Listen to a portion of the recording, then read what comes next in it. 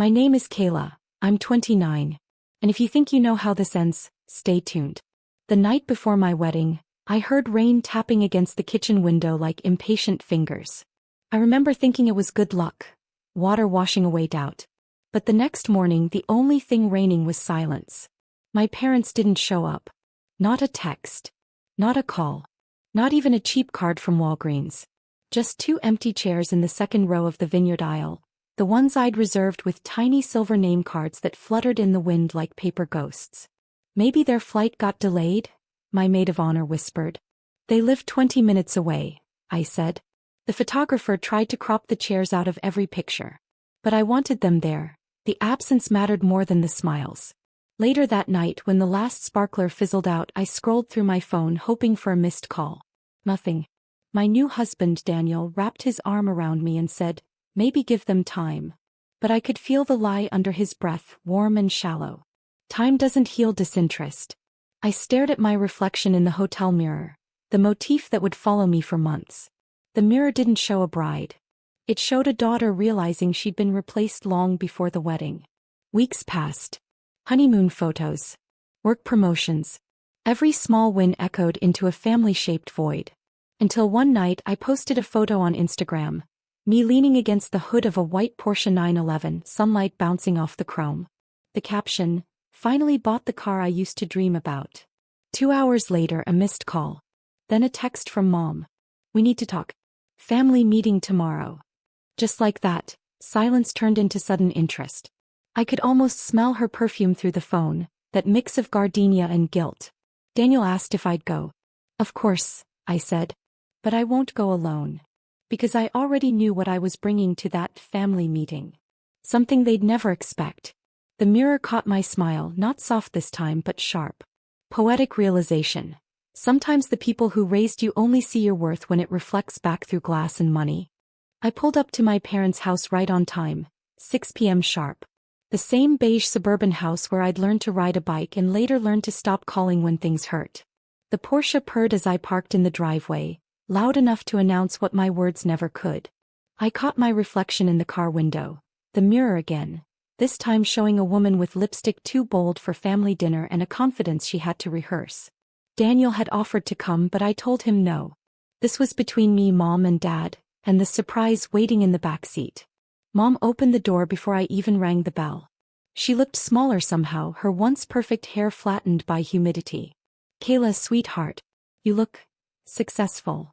Her eyes darted toward the car like she was looking at a stranger she wanted to impress. Hi, Mom. I stepped inside. The air smelled like lemon cleaner and tension. Dad was at the dining table scrolling through his phone. He didn't stand up. So, Mom began, clasping her hands, we saw your post. We're so proud of you. That Porsche, well, you must be doing really well. Maybe you could tell us about it. There was. Not we missed your wedding. Not we're sorry. Just curiosity disguised as pride. I leaned against the chair across from them. You mean the car or the life you skipped? Mom blinked. Dad cleared his throat. Kayla, let's not start this way. Oh, I didn't start it, I said quietly. You did. When you chose your pride over your daughter. For a moment no one spoke. Then Mom said something I didn't expect. We thought Daniel wasn't right for you. That you'd regret it. I laughed. A little too loud. So you punished me at my own wedding? She looked down. We made a mistake. That should have been enough. But the mirror across the room caught my reflection again, and I saw what they didn't. The years I'd spent trying to earn their approval like it was a currency. I stood. I brought something, I said. It's in the car. Mom's eyes lit up, curious again. A gift. Sort of. I stepped outside, opened the passenger door and lifted out a simple black folder. Inside were documents. Thick paper, embossed logo, my company's name across the top. When I walked back in I set it on the table. You remember how you said I'd never make it without your help? Here's my failure. Dad opened it, scanned a few lines and froze. His voice cracked. You own it. Every part, I said. And I built it from the ground up, alone. Silence hung heavy, broken only by the ticking of Mom's antique wall clock. He tried to smile. That's incredible, honey. We're really proud of you. But her voice trembled. Not pride. Regret. Maybe even fear of being written out of the story. I grabbed my purse and headed toward the door. The meeting's over. Kayla, wait, Mom called after me. I paused, hand on the doorknob, the mirror by the entryway catching all three of us. Me walking away, them watching too late. Next time, I said softly, don't wait for a car to remember you have a daughter. As I stepped outside, the sunset reflected off the Porsche's hood, turning the mirror of its paint into liquid gold. Cliffhanger. I wasn't done yet. They thought the surprise was the folder. It wasn't. I drove home with the windows down, the evening air heavy with that after-rain smell. Clean but charged. The kind of air that feels like it's waiting for something. I was waiting too. Because the real surprise wasn't the Porsche. It wasn't the company paperwork either. It was what came next, a truth they'd have to face publicly this time. I parked in front of our townhouse and sat for a moment, engine humming. My reflection shimmered in the windshield. Same mirror motif but different energy now. It wasn't showing loss anymore. It was showing control. Inside, Daniel was on the couch, laptop open, half a bottle of sparkling water beside him. How'd it go? He asked. They pretended it was about love, I said. But it was about money. It's always been about money. He tilted his head. You sound calm. I smiled. That's the scary part. The next morning I walked into my office, where my assistant Harper handed me a coffee and said, the reporter from Business Today confirmed tomorrow's interview. Perfect, I said. Make sure they include the part about the scholarship fund. That was the twist my parents didn't know about yet. Every cent I'd earned from the company's first major contract, $135,000 to be exact, had gone into a non-profit scholarship for women starting businesses without family support. Harper grinned. Poetic justice, huh? More like poetic peace, I said. Later that afternoon, Mom texted. Can we talk again? Your father wants to apologize. For a moment I considered ignoring it. But something in me, that old need for closure, wanted to see how far they'd go this time. I agreed to meet them the next day at their favorite cafe, the Maple Table. When I walked in, Mom was already there wearing her pearls like armor. Dad looked like he'd aged 10 years since last night. He stood this time. Kayla, we were wrong. The words hung in the air, foreign and fragile. I know, I said. But I'm not here for an apology. I'm here because tomorrow a story goes live. You'll probably see it. Mom frowned. What story? The one about me, and about what people do when their family doesn't believe in them. Her lips parted, trembling. Are we in it? I looked straight at her. No names. Just lessons. For a moment I thought she might cry. But instead she reached across the table and touched my hand, something she hadn't done in years. Kayla, we're proud of you, she said again, quieter this time. I know, I replied, standing up. But next time just be there. Don't wait to be proud. I walked out, leaving my untouched coffee steaming between us. Outside I caught my reflection again, this time in the cafe window. The mirror didn't mock me now. It mirrored back peace. But I wasn't done yet. I still had one more surprise planned for them, something public but graceful. Something that would force them to face what they'd missed, not with anger, but with awe. Cliffhanger. Tomorrow's headline would do what my voice couldn't. By sunrise my phone was buzzing like a trapped bee. Messages stacked on top of each other. Old friends, co-workers, even Daniel's aunt who hadn't texted me since our engagement party. The Business Today feature had gone live. Headline. From wedding rejection to CEO recognition, how Kayla Monroe built a six-figure empire from family silence. The story went viral within hours. The mirror photo they used, me leaning against the Porsche city skyline in the reflection, looked cinematic, almost unreal. But every word beneath it was raw truth. My inbox overflowed with congratulations. Investors wanted meetings. Women I'd never met sent me thank you notes that began with, I thought I was the only one. I should have been ecstatic.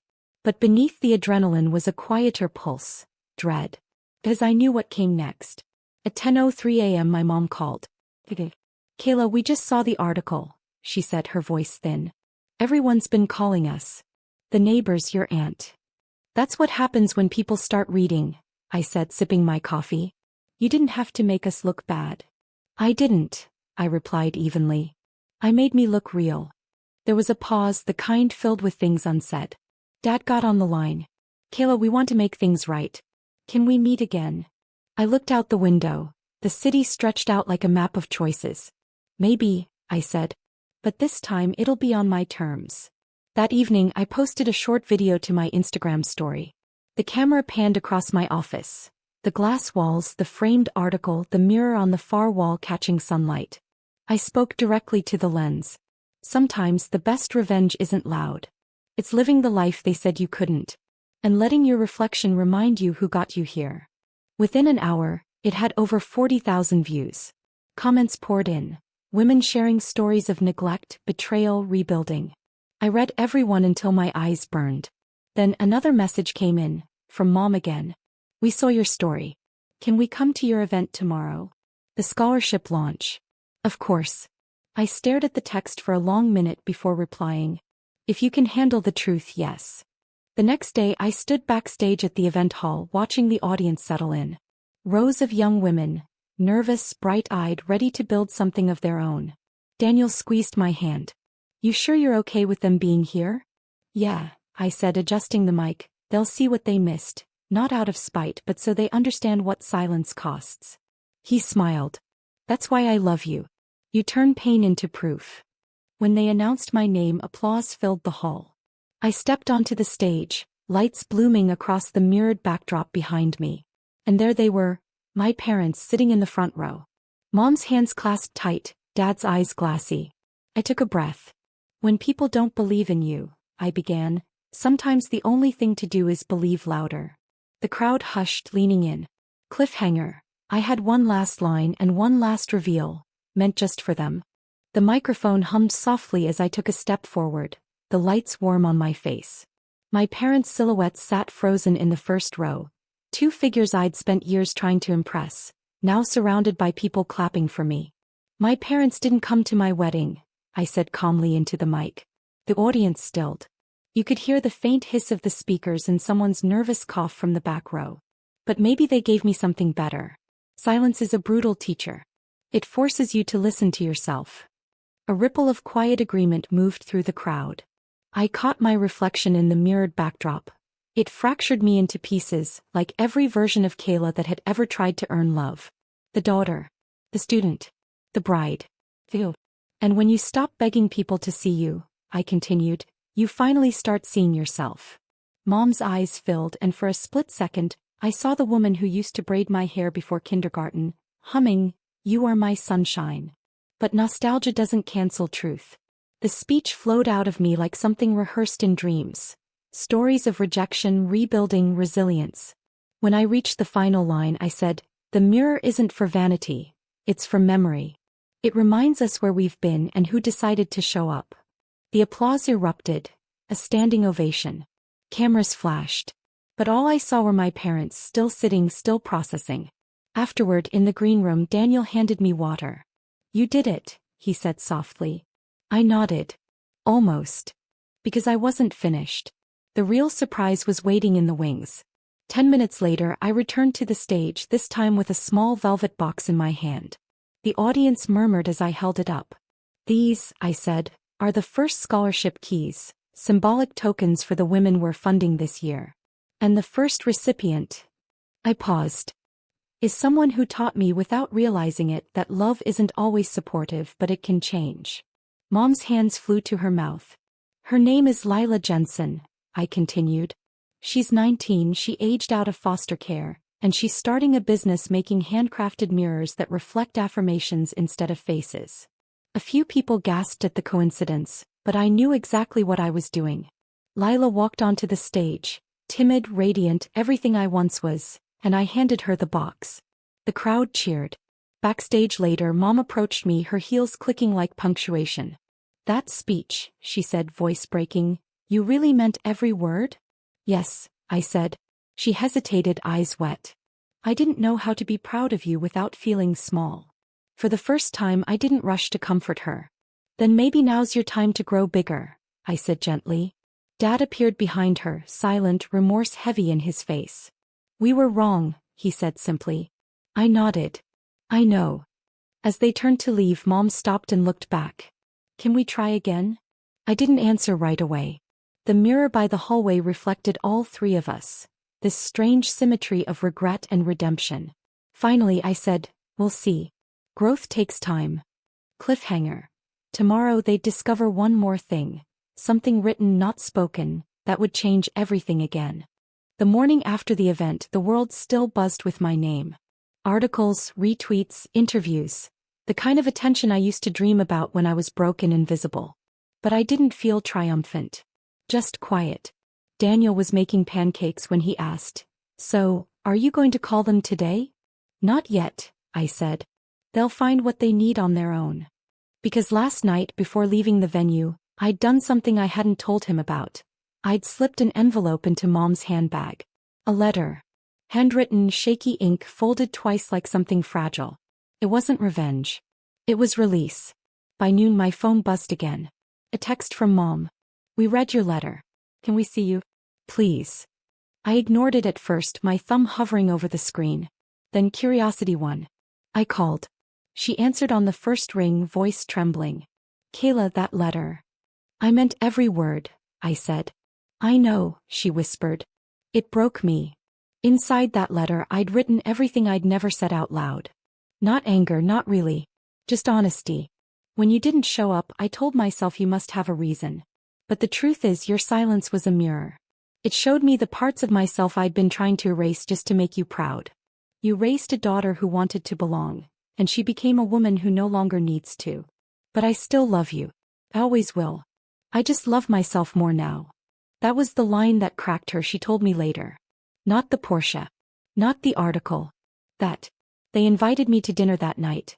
No fancy restaurant, just home. I agreed, partly out of curiosity, partly because something inside me wanted to see if they'd changed. When I arrived, the door was open, the smell of my dad's chili filling the air. It was the same meal he used to make during storms when the power went out. I smiled despite myself.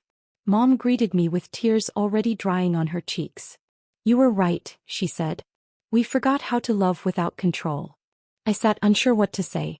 Dad reached across the table and placed a worn photograph in front of me. My high school graduation, the three of us smiling, sunlight caught on my cap tassel. "We used to be good at showing up," he said. "Yeah," I murmured. "Until we weren't." The silence that followed wasn't empty. It was repairing.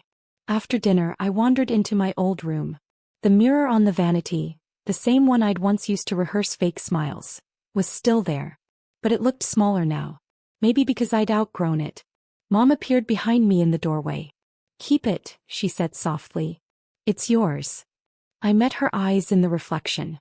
"No," I said. "You keep it. You might need it more." Her lip quivered, but she nodded. "Fair." That night as I drove home, I realized something strange. Forgiveness felt heavier than anger. But it was also freer. Still, a part of me knew the story wasn't finished.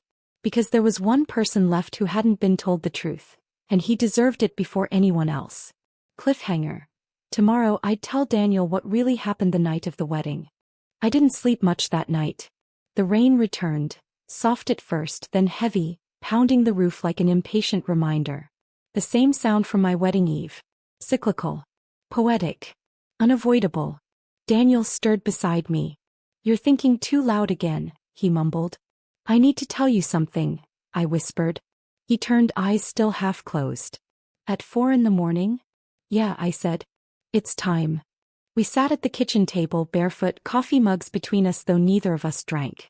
I could see our reflections in the sliding glass door, faint silhouettes in the dark. That mirror again, tracing us like ghosts of who we used to be. "I never told you what really happened the night before our wedding," I began. "Or why my parents didn't show." He frowned. "You said they disapproved."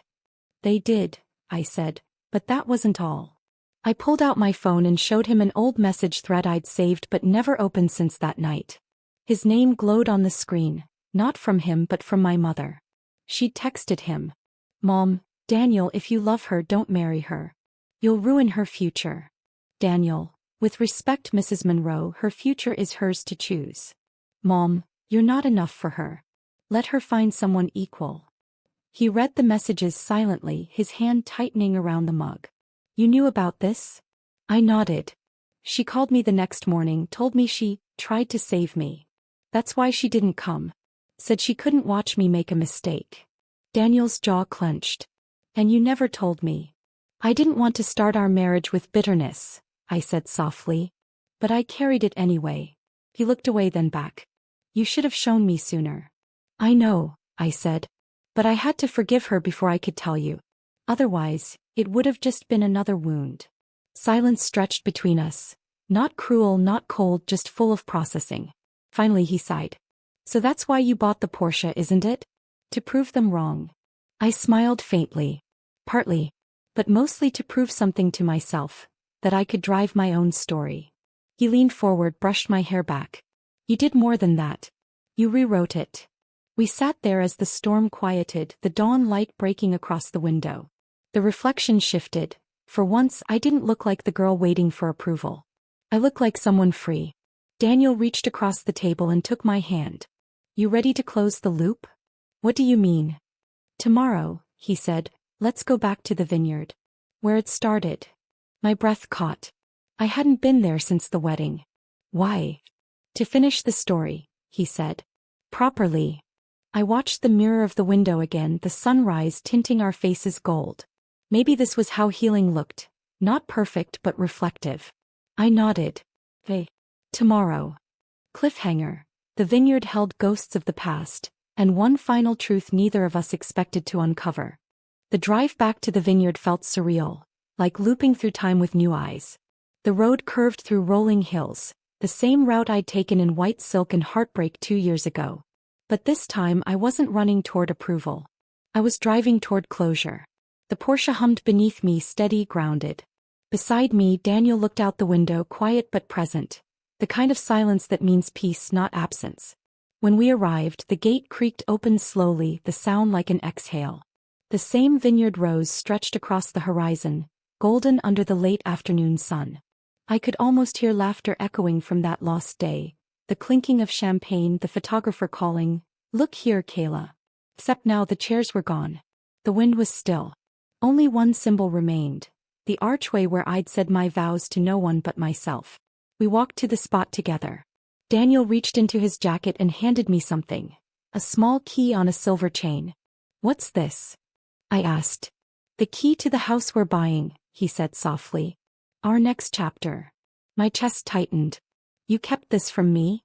He smiled. You kept a few things too. I laughed, really laughed this time. It startled me. Touché. We stood there, the air warm and full of old ghosts. I pulled a folded paper from my purse. My vows. The original ones still creased from being carried all this time. I never got to finish reading them, I said. But maybe I can now. He nodded, eyes soft. I unfolded the page, voice steady. I promised to never shrink so someone else can feel taller. I promised to open every door that others closed for me. And I promise that even if no one claps, I'll keep dancing. The words floated in the quiet, carried by wind through the vines. Daniel squeezed my hand. Still true. Truer than ever, I whispered. As we walked back toward the car, I turned for one last look. The archway gleamed in the sunset, light passing through it like forgiveness. And in the distance I thought I saw my parents. Mom stood near the gate holding something, a small mirror, the one I'd left her. She raised it slightly, catching the light so it flashed toward me like a silent signal. I lifted my hand in return. No words, no promises. Just understanding. The mirror, once a symbol of absence, had become something else. Reflection turned connection. It didn't show who was missing anymore. It showed who'd stayed. We reached the car. Daniel opened my door. I hesitated, glancing back at the vineyard one last time. The wind rustled through the vines and the old wooden door of the event barn swung gently open, then closed by itself. The sound echoed softly. Not like an ending. Like punctuation. I smiled. Ready? He nodded. Always. The Porsche purred back to life, sunlight spilling across the dashboard as we pulled away. And in the rearview mirror, the final one, the vineyard shimmered smaller and smaller until it disappeared. Quiet resolution. Some doors don't need to be slammed. They just need to close on their own.